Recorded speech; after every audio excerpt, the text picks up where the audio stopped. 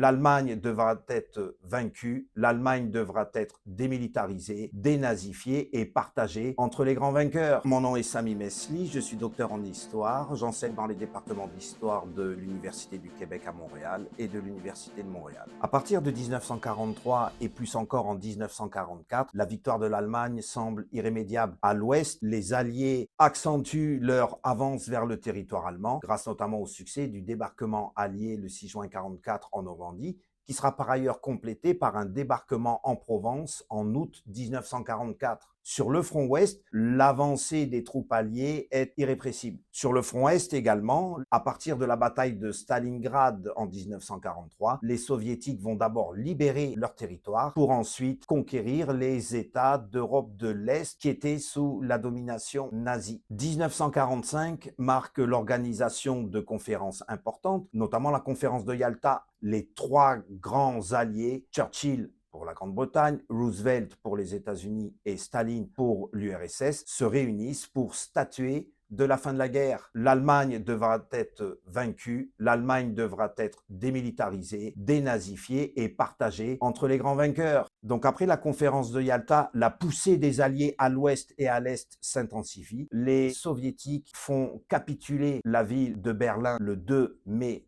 1945. Quelques jours plus tôt, le 30 avril 1945, Adolf Hitler s'était suicidé dans son bunker pour ne pas tomber aux mains de ses adversaires. L'Allemagne avait perdu la guerre. Le 8 mai reste dans la mémoire collective comme le jour de célébration de la fin des combats face à l'Allemagne. La situation n'était pas la même dans le Pacifique. Les combats sont très difficiles, mais les États-Unis progressent, libèrent une partie du sud-est asiatique et se rapproche irrémédiablement du Japon. Les États-Unis, après avoir offert une proposition de reddition au Japon après la conférence de Potsdam, vont décider d'utiliser une arme nouvelle pour mettre un terme à ce conflit et s'éviter ainsi de débarquer et de combattre en territoire japonais. Le 6 août 1945, le président Truman décide d'utiliser la bombe atomique sur la ville de Hiroshima. Le 8 août, l'Union soviétique déclare la guerre au Japon. Dans le même temps, un deuxième ultimatum a été envoyé par le gouvernement américain et demeure sans réponse. Le 9 août, les États-Unis envoient une deuxième bombe atomique, cette fois sur la ville de Nagasaki. Le 15 août, l'empereur Hirohito décide de négocier la fin de la guerre.